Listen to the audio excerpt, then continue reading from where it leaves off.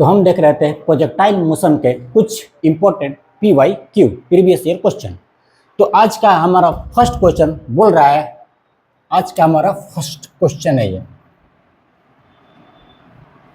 आज का हमारा फर्स्ट क्वेश्चन बोल रहा है कि कोई व्यक्ति जो है वो किसी बॉल को मैक्सिमम हाइट 136 मीटर तक फेंक सकता है। तो पूछ रहा है बताइए वही व्यक्ति उसी बॉल को कितना मैक्सिमम हॉरिजॉन्टल रेंज तक फेंक सकता है। मतलब इस क्वेश्चन में मैक्सिमम हाइट दिया हुआ है, बॉल की मैक्सिमम हाइट दिया हुआ है और उस बॉल का मैक्सिमम हॉरिजॉन्टल रेंज आपसे पूछ रहा है। तो चलिए फाइंड करते हैं। सबसे पहले क्या कर रहा है, बॉल को मैक्सिमम हाइट 136 मीटर तक फेंक रहा है व्यक्ति। अच्छा, वो बॉल को मैक्सिमम हाइट तक कब फेंक सकता है? जब बॉल को ऐसे फेंके। बॉल को मैक्सिमम हाइट तक कब फेंक सकता है? जब बॉल को ऐसे फेंके, नहीं ना। बॉल को मैक्सिमम हाइट तक तब फेंक सकता है जब व्यक्ति बॉल को वर्टिकली अपवर्ड डायरेक्शन फेंकेगा। यदि किसी हॉरिजॉन्टल से किसी एंगल फेंकेगा ना तो वो मैक्सिमम हाइट तक नहीं फेंक पाएगा। यदि व्यक्ति को बॉल को मैक्सिमम हाइट तक फेंकना है तो बॉल को वर्टिकली अपवर्ड डायरेक्शन में प्रोजेक्ट करना पड़ेगा। तो फॉर मैक्सिमम हाइट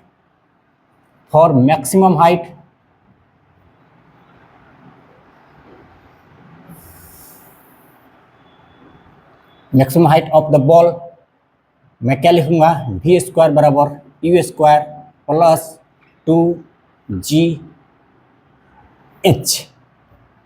देखो एट मैक्सिमम हाइट पर फाइनल वेलोसिटी भी 0 हो जाती है, आपको पता है। तो भी इसके जगह पर लिख देंगे 0 is equal to u square से इसे छोड़ देते हैं, प्लस का साइन देंगे इंटू 2। हमने अपवर्ड डायरेक्शन को, बॉल को किधर फेंका है हमने, ऊपर ना। तो हमने अपवर्ड डायरेक्शन को पॉजिटिव मान लिया और डाउनवर्ड डायरेक्शन को नेगेटिव मान लिया है। यहाँ पर जी क्या है, एक्सेलरेशन ड्यू टू ग्रेविटी, जो किधर लग रही है, वर्टिकली डाउनवर्ड डायरेक्शन में लग रही है। तो जी यहाँ पे क्या हो जाएगा, नेगेटिव हो जाएगा, इंटू एच की जगह पर लिख देंगे एच मैक्सिमम हाइट। यहाँ से आप लिख सकते हैं 0 is equal to u square minus 2GH max. ठीक है जी, यहाँ से आप लिख देंगे 2GH max is equal to u square, यहाँ से आप लिख देंगे H max is equal to u square upon में 2G, और इसको आप मान लीजिए इक्वेशन नंबर 1। नेक्स्ट, फॉर आपको मैक्सिमम हाइट दे दिया गया है और आपसे मैक्सिमम हॉरिजॉन्टल रेंज पूछ रहा है। तो इस बार फॉर मैक्सिमम हॉरिजॉन्टल रेंज, अगर बात करें मैक्सिमम हॉरिजॉन्टल रेंज की, तो हॉरिजॉन्टल रेंज का पहले फॉर्मूला क्या होता है ये बताओ, क्या होता है, बोलो। ये होता है यू स्क्वायर साइन 2θ अपॉन में जी, होता है ना, रेंज का फॉर्मूला होता है। आपको क्या चाहिए, मैक्सिमम रेंज चाहिए ना। आपको क्या चाहिए, मैक्सिमम रेंज चाहिए, मतलब आर मैक्स चाहिए आपको। तो आप क्या करेंगे, लिखेंगे यू स्क्वायर साइन, अच्छा मैक्सिमम रेंज कब मिलती है आपको, तो आपको पता है जब किसी पार्टिकल को हम हॉरिजॉन्टल से 45 डिग्री के एंगल पर प्रोजेक्ट करते हैं ना, तो particle maximum horizontal range cover करती है। तो यहाँ पर थीटा क्या हो जाएगी, 45 डिग्री। तो देखो यदि थीटा का तुम 45 डिग्री लोगे ना, तो ये क्या है 2 ना, तो 45 इंटू 2 90 डिग्री हो जाएगा ना। तो यहाँ पर साइन 90 डिग्री अपॉन में जी इज इक्वल टू तुम लिखोगे यू स्क्वायर साइन 90 के वैल्यू 1, तो यू स्क्वायर अपॉन में जी, ये हो जाएगा तुम्हारा इक्वेशन नंबर 2। अब तुम क्या करो, from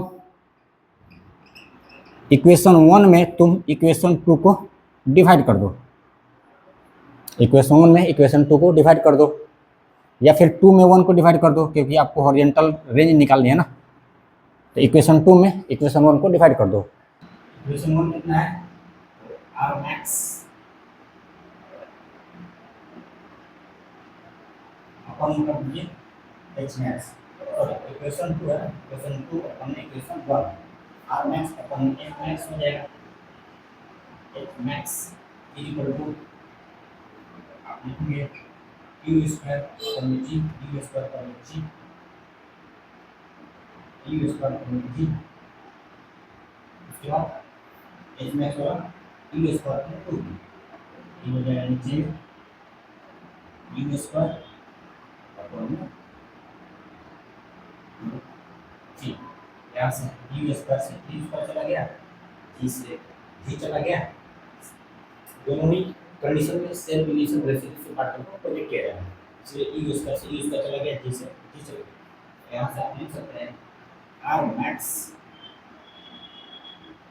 is equal to 2 into H max, 2 into H max. आप इस रिलेशन को याद भी रख सकते हैं, R max is equal to 2 into H max. इससे आप डायरेक्ट इस न्यूमेरिकल को कर लेंगे। तो चलिए इसका वैल्यू पुट कीजिए, इसका वैल्यू करते हैं। आपको निकालना आर मैक्स ना, R max is equal to 2 into H max. H max दिया हुआ है तो 136 मीटर, ये आपका हो जाएगा 272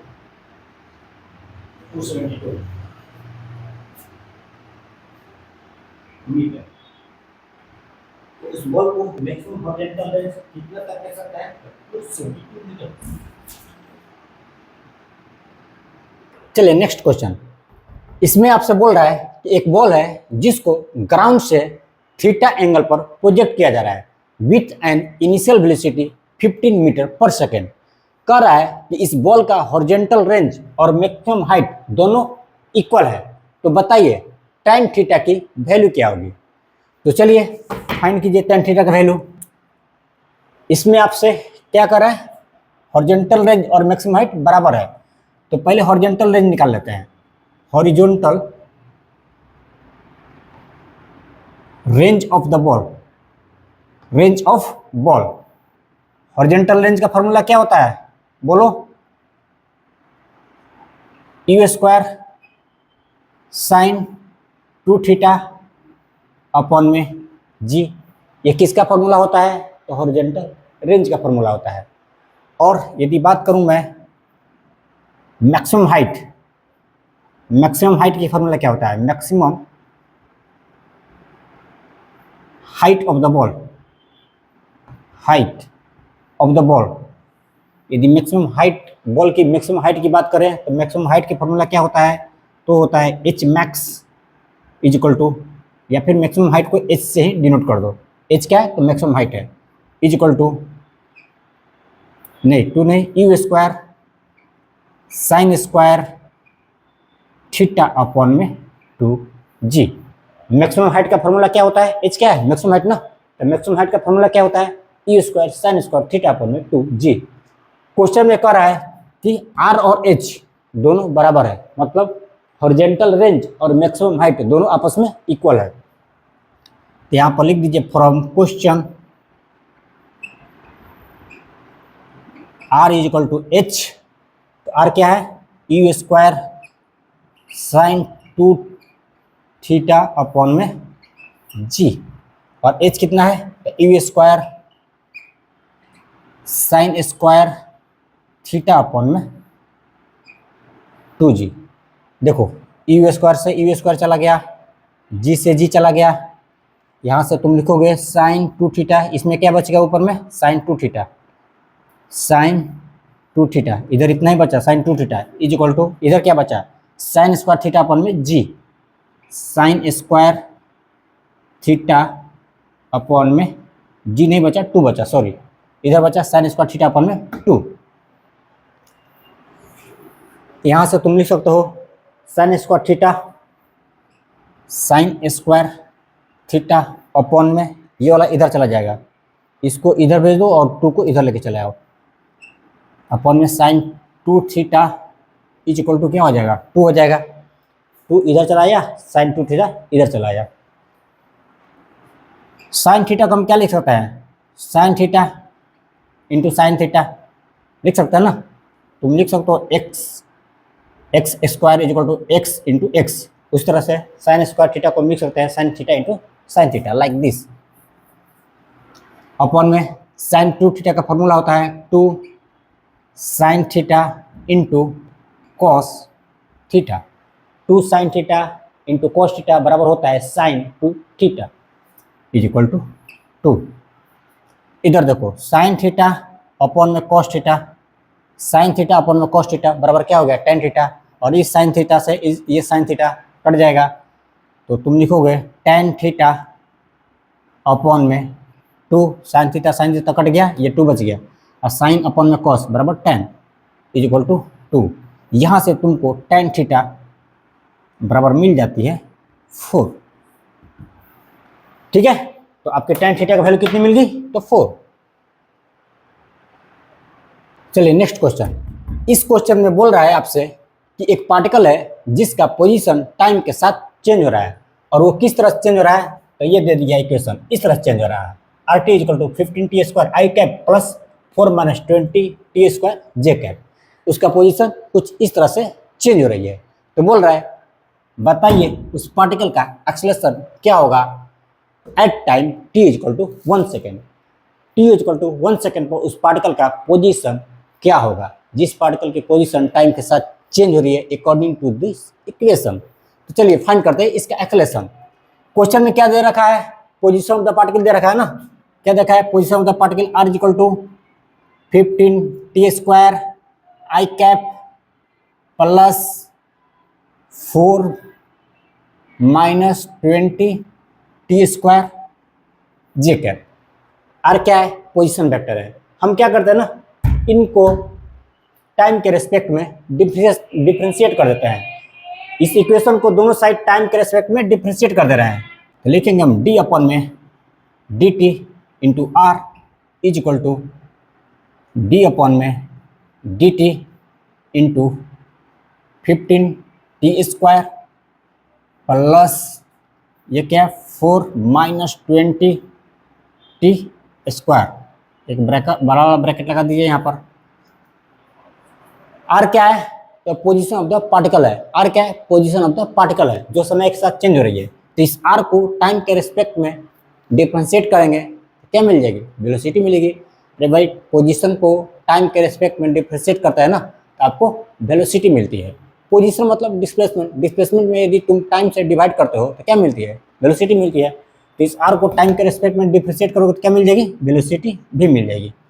इज इक्वल टू देखो इनको डिफरेंशिएट करो, 15 t² का डिफरेंशिएशन क्या हो जाएगा 30 t हो जाएगा। यहाँ पर लिखो प्लस ब्रैकेट दो 4 का डिफरेंशिएशन 0 माइनस 20 t²। तो t² का डिफरेंशिएशन क्या हो जाएगा 2t, ये हो जाएगा 4t इंटू टी। देखो 20 तो कांस्टेंट है, इनका डिफरेंशिएशन होगा नहीं, यहाँ पर t² है ना, तो t² का डिफरेंशिएशन 2t, तो ये बन जाएगा 40t। ये हो जाएगा 30 प्लस माइनस माइनस माइनस, अच्छा 30 आई कैप भी होगा ना, यहाँ पर आई कैप जे कैप छूट गया ना, आई कैप लगा दो और जे कैप लगा दो,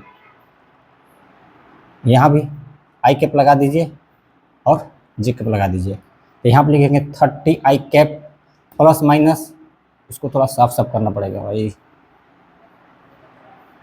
ये 30 टी है आई कैप प्लस, अब सही हो गया, ये हो जाएगा 30 t i cap plus minus minus लिखेंगे माइनस 40 टी जे कैप। ये क्या मिल गया आपको, वेलोसिटी मिल गई। वेलोसिटी को हम एक बार फिर से डिफरेंशिएट करेंगे विथ रिस्पेक्ट टू टाइम।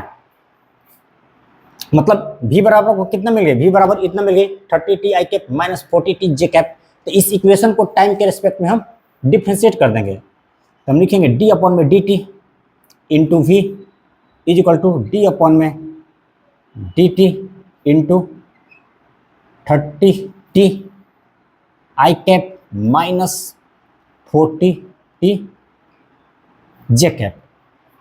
भी क्या है, वेलोसिटी है, और वेलोसिटी को यदि टाइम के रेस्पेक्ट में डिफरेंशिएट करते हैं तो आपको एक्सेलरेशन मिलती है। वेलोसिटी को टाइम के रेस्पेक्ट में डिफरेंशिएट करते हैं तो हमें एक्सेलरेशन मिलती है। ये लिख देंगे acceleration A is equal to 30 का तो डिफ्रेंशिएशन होगा नहीं, टी का डिफ्रेंशिएशन 1, ये हो जाएगा 30 आई कैप, माइनस का साइन लगा दीजिए। 40 का डिफ्रेंशिएशन होगा नहीं, कांस्टेंट है, टी का डिफ्रेंशिएशन 1, लिख देंगे आप 40 जे कैप। तो एक्सेलरेशन ए बराबर कितनी मिल गई, ए बराबर कितनी मिल गई 30 आई कैप माइनस 40 जे कैप। अब चाहो तो यहाँ पर वेक्टर का साइन लगा दो, क्योंकि सारी चीज़ वेक्टर फॉर्म में मिल रही है ना, वेक्टर का फॉर्म में मिल रही है, तो आप वेक्टर का साइन लगा दीजिए। तो एक्सेलरेशन वेक्टर ए बराबर मिल गई 30 आई कैप माइनस 40 जे कैप। आपको क्या पूछ रहा है क्वेश्चन में, मैग्नीट्यूड ऑफ द एक्सेलरेशन, तो मैग्नीट्यूड निकाल दीजिए, ए का एक्सेलरेशन का मैग्नीट्यूड निकाल दीजिए। और आप मैग्नीट्यूड निकालने जानते हो आई होप, लिखेंगे आप यहाँ पर मॉड ऑफ, चलो इतना पहले नोट करो, उसके बाद आगे करते हैं, इतना नोट करो। तो हमको वेक्टर ए बराबर मिल गई 30 आई कैप माइनस 40 जे कैप। हमें एक्सेलरेशन का मैग्नीट्यूड फाइंड करनी है ना, तो चलिए एक्सेलरेशन का मैग्नीट्यूड फाइंड कर दिए। मॉड ऑफ वेक्टर ए बराबर क्या लिख देंगे, अंडर रूट 30 के स्क्वायर प्लस 40 के स्क्वायर इज इक्वल टू कितना हो जाएगा 900 प्लस 1600, इनको आप जोड़ेंगे तो कितना आ जाएगा 2500, यस 2500। इस तरह से आपको एक्सेलरेशन ए बराबर मिल जाती है कितना 50, यूनिट क्या होगा metre per second square, question में भी दे रखा है। अच्छा यहाँ पर होएगा in metre per second square में होएगा, यहाँ पर स्क्वायर छूट गया क्वेश्चन में, यहाँ पर लगा दो ना स्क्वायर हो जाएगा metre per second square. Acceleration का वैल्यू पूछ रहा है in metre per second square, जो कितना आई 50 मीटर पर सेकेंड स्क्वायर। चलिए नेक्स्ट क्वेश्चन, इसमें बोल रहा है कि एक टावर है जिसकी हाइट है 400 मीटर। बोल रहा है कि इस टावर से दो पार्टिकल को प्रोजेक्ट किया जा रहा है, एक है पार्टिकल ए और दूसरा है पार्टिकल बी। पार्टिकल ए को इस टावर के टॉप से वर्टिकल से 45 डिग्री के एंगल पर प्रोजेक्ट किया जा रहा है। पार्टिकल ए को इस टावर के टॉप से वर्टिकल से 45 डिग्री के एंगल पर प्रोजेक्ट किया जा रहा है, और इसी टावर से पार्टिकल बी को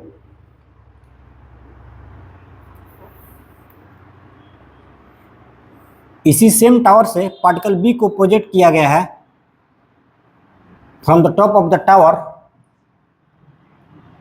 eight an angle 30 degree from vertical, at an angle 30 degree from vertical, 30 degree.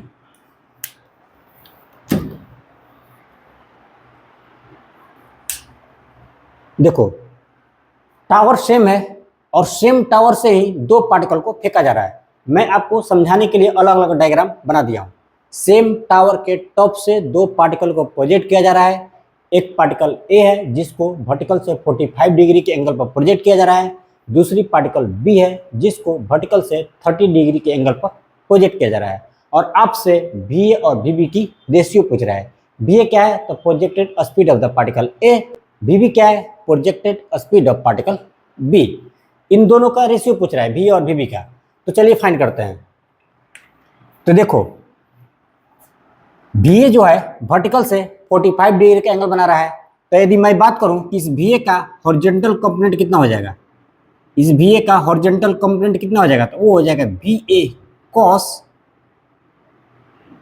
45 degree, sorry sine 45 degree हो जाएगा ना, वी ए साइन 45 डिग्री हो जाएगा। वी ए वैसे तो कॉस 45 भी कर दो, वी ए साइन 45 डिग्री हो जाएगा।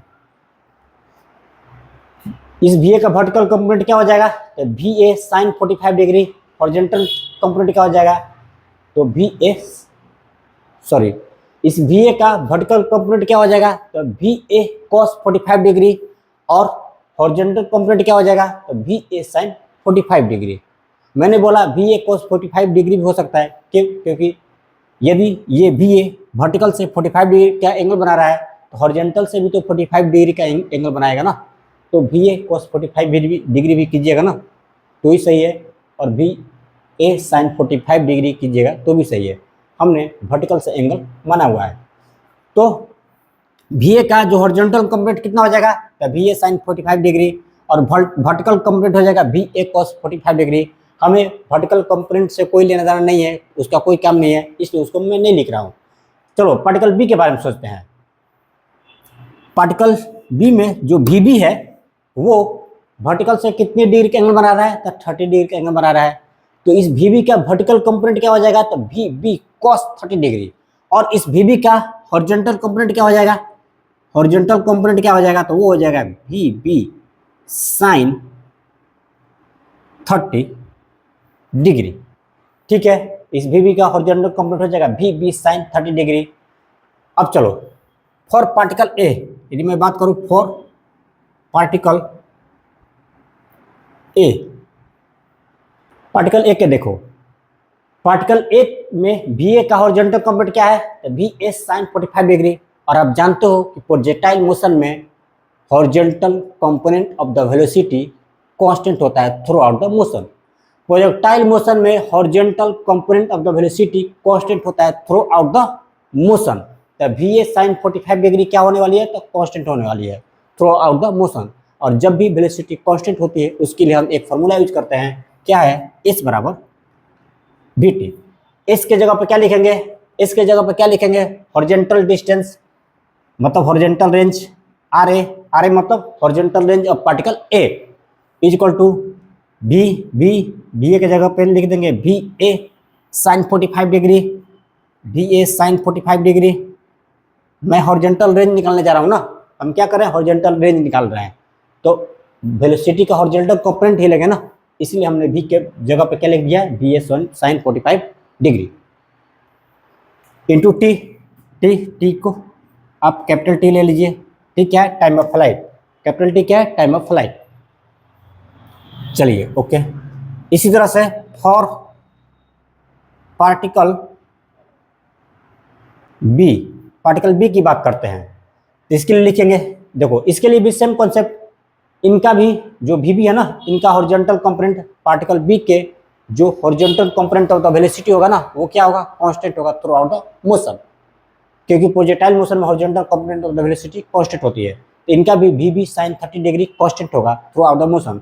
जब वेलोसिटी कांस्टेंट होती है तो उनके लिए फॉर्मूला यूज करते हैं V बराबर S बराबर VT, S बराबर VT। S के जगह पे क्या लिखेंगे, तो horizontal range of particle B मतलब RB क्या है, horizontal range of particle B। V के जगह पे क्या लिखेंगे, horizontal component of the velocity of the particle B, जो कितना है, VB sin 30 डिग्री। यहाँ पे लिखेंगे VB sin 30 degree into time of flight T। दोनों का time of flight capital T ही ले रहा हूँ, क्योंकि क्वेश्चन में ये बोल रहा है कि दोनों का हॉरिजॉन्टल रेंज और टाइम ऑफ फ्लाइट इक्वल है, इसलिए दोनों का टाइम ऑफ फ्लाइट हमने कैपिटल T ले लिया है। क्वेश्चन में बोल रहा है हॉरिजॉन्टल रेंज दोनों पार्टिकल का बराबर है, मतलब RA is equal to RB, ये क्वेश्चन में बोल रहा है। RA कितना है, तो VA sin 45 degree, VA sin 45 degree into capital T।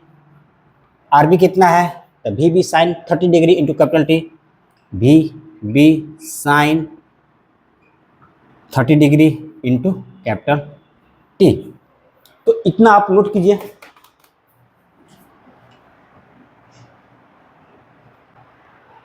चलिए इसको फर्दर सॉल्व करते हैं।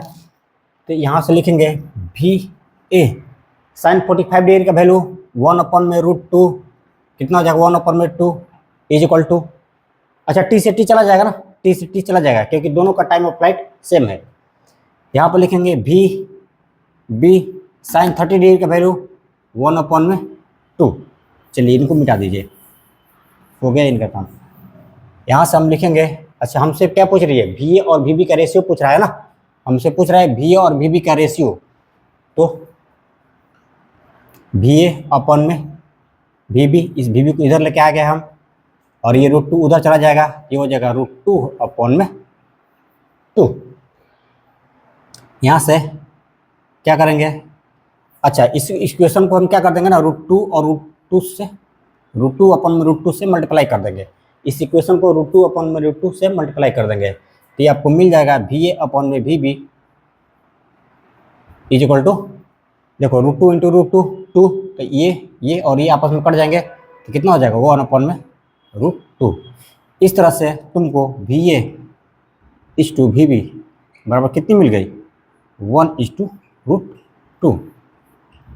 आपको यही फाइंड करना था ना क्वेश्चन में, VA और VB का रेशियो जो कितना आई 1:√2। चलिए नेक्स्ट क्वेश्चन। इस क्वेश्चन में ये बोल रहा है कि ग्राउंड से किसी प्रोजेक्टाइल को फायर किया गया है with an initial velocity u। कह रहा है हाईएस्ट पॉइंट पर उस प्रोजेक्टाइल का जो वेलोसिटी होगा ना वो कितना है, तो √3/2 u है। तो बोल रहा है बताइए उस प्रोजेक्टाइल का टाइम ऑफ फ्लाइट क्या होगा। जैसे देखो, ग्राउंड से किसी पार्टिकल को किसी एंगल पर प्रोजेक्ट किया गया है, हमें नहीं पता वो एंगल क्या है, तो हमने मान लिया कि ग्राउंड से उस प्रोजेक्टाइल को थीटा एंगल पर प्रोजेक्ट किया गया है, और कितने वेलोसिटी से, तो with an initial velocity u। Okay, अब जानते हैं कि इस u के दो कंपोनेंट हो गए, एक होगा हॉरिजॉन्टल कंपोनेंट और ये कितना हो जाएगा u cos थीटा, और एक हो जाएगा वर्टिकल कंपोनेंट और ये कितना हो जाएगा u sin थीटा। ठीक है, अब मुझे बताओ इस वेलोसिटी u का दो कंपोनेंट होगा, एक होगा हॉरिजॉन्टल कंपोनेंट, एक होगा वर्टिकल कंपोनेंट। हाईएस्ट पॉइंट पर कह रहा है कि पार्टिकल का वेलोसिटी कितना है, तो √3/2 है, 2u है, √3/2 है। हाईएस्ट पॉइंट मतलब मैक्सिमम हाइट, हाईएस्ट पॉइंट मतलब मैक्सिमम हाइट। मान लो ये इसका मैक्सिमम हाइट है, ये वाला इसका मैक्सिमम हाइट है, ये वाला पॉइंट। तो मैक्सिमम हाइट पर जो वर्टिकल कंपोनेंट ऑफ वेलोसिटी है दैट इज Vy, वो क्या होगा, तो 0। मैक्सिमम हाइट पर, मैक्सिमम पॉइंट मतलब मैक्सिमम हाइट, हाईएस्ट पॉइंट मतलब मैक्सिमम हाइट, तो मैक्सिमम हाइट पर पार्टिकल के जो vertical component of the velocity होगा वो क्या होगा, तो 0 होता है। तो इस मैक्सिमम हाइट पर एक ही वेलोसिटी हो जाएगी ना, कौन सा, हॉरिजॉन्टल कंपोनेंट ऑफ वेलोसिटी। कौन सी हो जाएगी, हॉरिजॉन्टल कंपोनेंट ऑफ वेलोसिटी, जो कितना है u cos थीटा। इस मैक्सिमम हाइट पर vertical component of the velocity तो 0 होगा ही होगा, लेकिन बोल रहा है कि इस मैक्सिमम हाइट पर पार्टिकल की जो वेलोसिटी है वो कितना है, √3/2 u है। तो ये किसका वैल्यू दे रखा है, इस मैक्सिमम हाइट पर इसका वेलोसिटी वैल्यू दे रखा है, किसका, horizontal component of the velocity. क्योंकि मैक्सिमम हाइट पर एक ही वेलोसिटी होगी, horizontal component of the velocity, जो कितना है u cos थीटा। मतलब ये जो वैल्यू दे रखा है ना √3/2 u, वो क्या दे रखा है, horizontal component of the velocity का वैल्यू दे रखा है, u cos थीटा का वैल्यू दे रखा है। ठीक है, ध्यान से सोचना इस बात को। हाईएस्ट पॉइंट पर vertical component of the velocity 0 हो जाती है, तो उनके पास एक ही वेलोसिटी हो जाएगी, horizontal component of the velocity. ठीक है, और क्वेश्चन बोल रहा है कि हाईएस्ट पॉइंट पर पार्टिकल का वेलोसिटी कितना है, √3/2 u है, मतलब उसने u cos थीटा का वैल्यू दे रखा है। आप जानते हो कि horizontal component of the velocity that is u cos theta हमेशा कांस्टेंट होता है थ्रू आउट द मोशन। तो u cos थीटा मैं लिख सकता हूं from question, u cos theta, चाहे तुमको अच्छे से लिखना है तो लिखो, ऐसे लिखो, एट हाईएस्ट पॉइंट Vy = 0। सो मैं लिख सकता हूं u cos theta that is ux। u cos theta क्या है, ux है ना, ux मतलब horizontal component of the velocity, जो कितना होगा √3/2 u। मैं विश्वास कर रहा हूं कि आप समझ गए होंगे अच्छे से, थोड़ा सा अच्छे से सोचिएगा, आपको समझ में आ जाएगी। तो u से u चला गया और यहाँ से cos थीटा बराबर लिख देंगे √3/2। ये बताओ थीटा का वैल्यू हम कितना रखें कि √3/2 आ जाए, थीटा का वैल्यू हम कितना रखें कि cos थीटा का वैल्यू √3/2 आ जाए, तो 30 डिग्री। थीटा का वैल्यू यहाँ पर क्या रखेंगे हम, 30 डिग्री रखेंगे ना, तो cos थीटा का वैल्यू √3/2 हो जाएगा।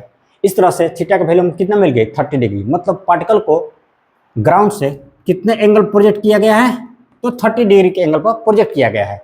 ओके, अब आपका क्वेश्चन आसान हो गया। क्या आपसे पूछ रहा है टाइम ऑफ फ्लाइट, क्या आपसे पूछ रहा है टाइम ऑफ फ्लाइट। अब जानते हो टाइम ऑफ फ्लाइट का फॉर्मूला क्या होता है, ये होता है t equal to 2u sine theta upon में g। यहां लिखेंगे 2 into U into sine theta. Theta का वैल्यू कितना है 30 डिग्री, लिखिए यहाँ पर साइन 30 डिग्री अपॉन में g।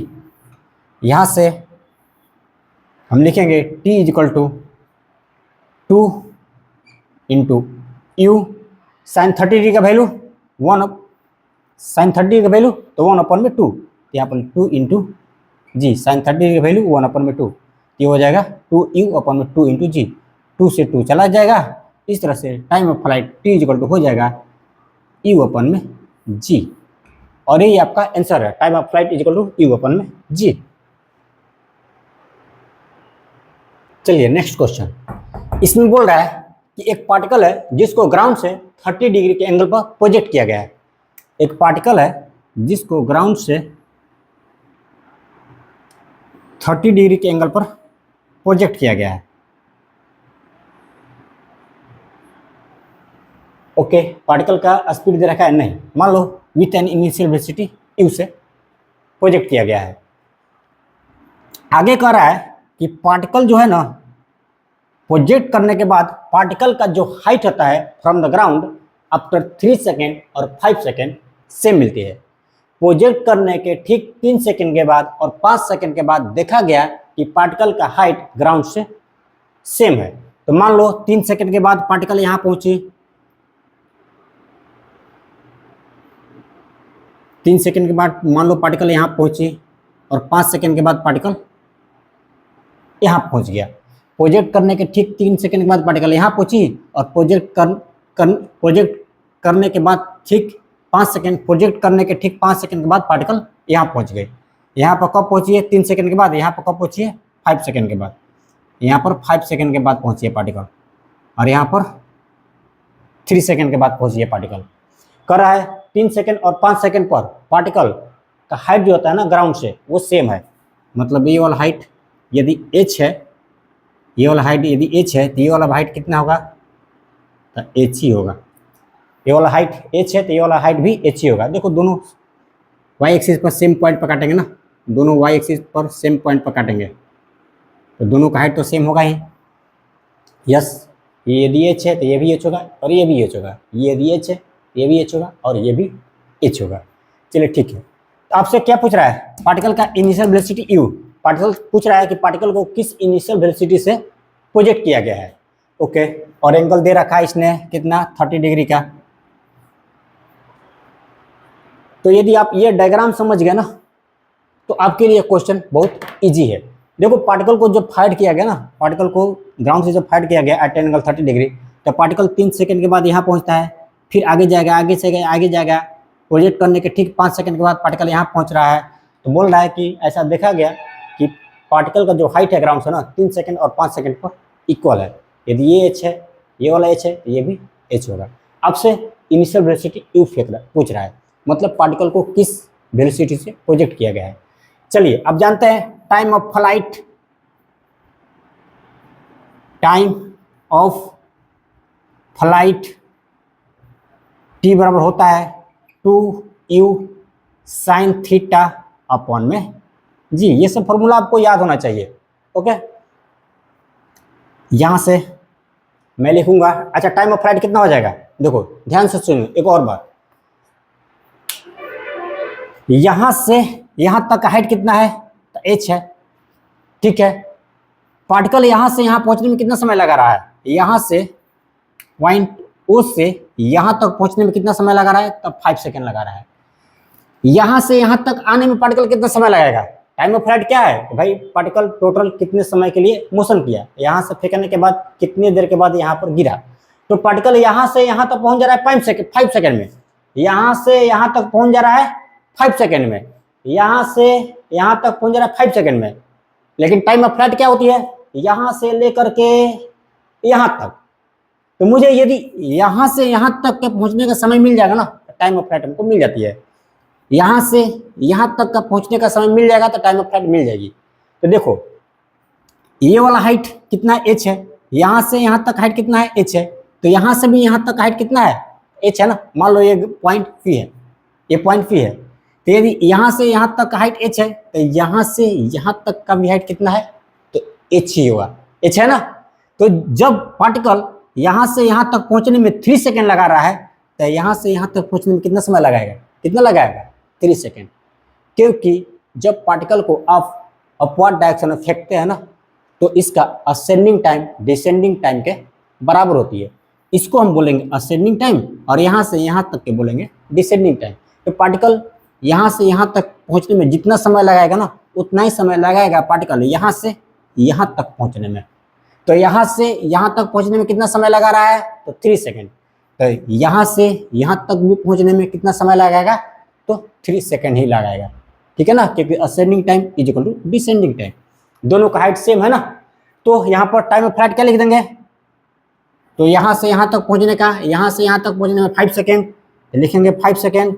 फिर यहाँ से यहाँ तक पहुँचने में 3 सेकेंड, तो 5 + 3 लिख देंगे, टोटल टाइम ऑफ फ्लाइट आ जाएगी इज इक्वल टू, लिखेंगे 2 × U × साइन थीटा का वैल्यू 30 डिग्री अपॉन में G। यहाँ से लिखे हुए 8 is equal to 2U sine 30 degree का वैल्यू, साइन 30 डिग्री की वैल्यू 1/2, तो यह नीचे में हो जाएगा 2G, साइन 30 डिग्री की वैल्यू 1/2, नीचे में हो जाएगा 2G। तो 2 से 2 चला जाएगा, 2 से 2 चला जाएगा। इस तरह से तुमको E बराबर कितना मिल जाएगी 8G। यहाँ से तुम G का वैल्यू पुट करोगे जो कितना है, तो 10 मीटर पर सेकेंड स्क्वायर। इस तरह से U का वैल्यू तुमको मिल जाएगी 80 मीटर पर सेकेंड। U का वैल्यू कितना मिल गई, तो 80 मीटर पर सेकेंड। ये देखो 8G है, G क्या एक्सेलरेशन ड्यू टू ग्रेविटी ना, जिसकी वैल्यू दी हुई है क्वेश्चन में 10 मीटर पर सेकेंड स्क्वायर। तो U बराबर कितना मिल गई 80 मीटर पर सेकेंड।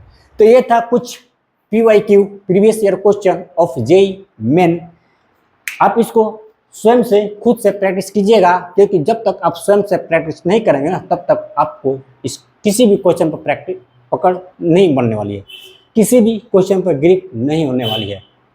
आपको मैं पढ़ा लूँ या कोई भी पढ़ा लेवे, कोई भी टीचर पढ़ा लेवे, जब तक तुम स्वयं से प्रैक्टिस नहीं करेगा ना भाई, जब तक तुम स्वयं से प्रैक्टिस नहीं करेगा वो चीज़ें तुम्हारे नहीं होने वाली है। ये सब जितनी भी चीज़ें हैं ना, जितना भी क्वेश्चन मैं आज करवाया या फिर कल करवाया था, आपको स्वयं से प्रैक्टिस करनी पड़ेगी। और इसके अलावा भी आपको क्वेश्चन करने पड़ेंगे, इसके अलावा भी आपको क्वेश्चन करने पड़ेंगे। मैं तो कुछ क्वेश्चन यहाँ पर करा दिया, ठीक है, लेकिन इसके अलावा भी आपको क्वेश्चन करने पड़ेंगे। आप क्वेश्चन बैंक उठाइए, प्रीवियस 5 ईयर प्रीवियस 10 ईयर्स का कर लो, बहुत है। क्वेश्चन बैंक उठाओ, NCERT बनाओ, कोई एक बुक बनाओ, NCERT बनाओ, या फिर कोई भी एक रेफरेंस बुक अपने टीचर से बात करके, किसी से बात करके आप किसी भी बुक को फॉलो कीजिए। आप उस बुक को अच्छे से फॉलो कीजिए, ध्यान से क्वेश्चंस को बनाइए, तभी आपकी क्वेश्चन पर पकड़ आएगी, तभी आपको कॉन्सेप्ट पर पकड़ आएगी। आप जितना भी फार्मूला देख रहे हो ना, टाइम ऑफ फ्लाइट का फार्मूला, तो मैक्सिमम हाइट का फार्मूला, तो हॉरिजॉन्टल रेंज का फार्मूला, ये सब जितने भी तुम फार्मूला देख रहे हो ना, याद करने बढ़ जाओ, याद नहीं होने वाली है, कंफ्यूज कर जाओगे। ये फार्मूला तुमको तब मेमोराइज होगी जब तुम क्वेश्चंस को प्रैक्टिस करोगे, खूब और खूब प्रैक्टिस करोगे। यदि तुमको खूब और खूब स्ट्रांग बनना है ना, तुमको यदि सारे सपने अपने पूरे करना है ना, तो तुमको खूब और खूब परिश्रम भी करना पड़ेगा। तुम जितना परिश्रम करोगे उतना ही तुम्हारे सपने पूरा होंगे। यदि तुम परिश्रम नहीं करोगे तो तुम्हारे सपने पूरे नहीं होंगे। यदि तुम परिश्रम पूरा का पूरा करोगे तो तुम्हारे सपने भी पूरा का पूरा होगा। ये तुम्हारे ऊपर निर्भर करता है, परिश्रम तुम्हारे ऊपर निर्भर करता है ना, कि मैं कितना परिश्रम कर रहा हूँ, कम या ज़्यादा। तो यदि तुम ज़्यादा परिश्रम करोगे, खूब परिश्रम करोगे, तो तुम्हारे पूरे सपने पूरे होंगे। तो ठीक है जी, मिलेंगे अब नेक्स्ट वीडियो में। Wish you all the best.